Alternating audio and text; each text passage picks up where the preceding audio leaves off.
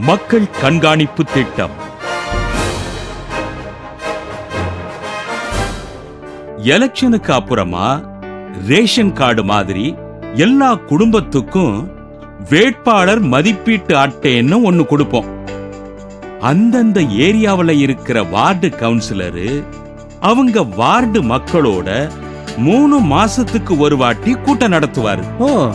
அந்த கூட்டத்துக்கு 6 மாசத்துக்கு ஒரு வாட்டி பேரூராட்சி தலைவரும், வருஷத்துக்கு ஒரு வாட்டி எம்எல்ஏவும், 2 வருஷத்துக்கு ஒரு வாட்டி எம்பியும் வருவாங்க. அவங்கெல்லாம் வர்றது இருக்கட்டும், அந்த கூட்டத்துக்கு போய் நான் என்ன பண்றது? நீங்க செய்ய வேண்டியதெல்லாம் அந்த அட்டையை எடுத்துக்கிட்டு உங்க ஏரியாவில் நடக்கிற கூட்டத்துக்கு போய் உங்க தொகுதி பிரச்சனைய நீங்களே சொல்லலாம். அந்த பிரச்சனைய கூட்டத்துக்கு வந்த தலைவருங்க தீர்த்தாங்களா தீக்கலையான்னு நீங்களே கண்டுபிடிச்சு அட்டையில குறிச்சு வச்சுக்கலாம்.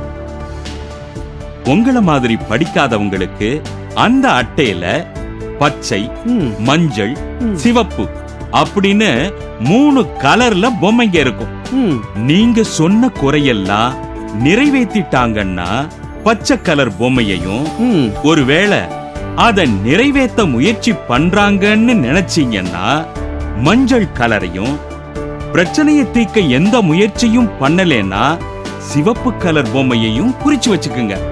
அது மட்டும் இல்ல, உங்க அட்டையில இருக்கிற மாதிரியே 3 பொம்மைங்க உள்ள ஒரு மிஷினும் அங்க இருக்கும். அதுல ஏற்கனவே சொன்ன மாதிரியே பிரச்சனை தீரத பொறுத்து எந்த கலர் பொம்மையை அழுத்தணுமோ அதை அழுத்தலாம். இதனால உங்க குறைகள் தீர்ந்ததா இல்லையான்னு அரசாங்கத்துக்கு தெரிஞ்சிரும். ஒருவேளை உங்க பிரச்சனை தீர்க்கப்படலைன்னா அத அரசாங்கமே நேரடியா தலையிட்டு தீர்த்து வைக்க வாய்ப்பு இருக்கு. அந்த அட்டைய கொஞ்சம் நல்லா பாருங்க.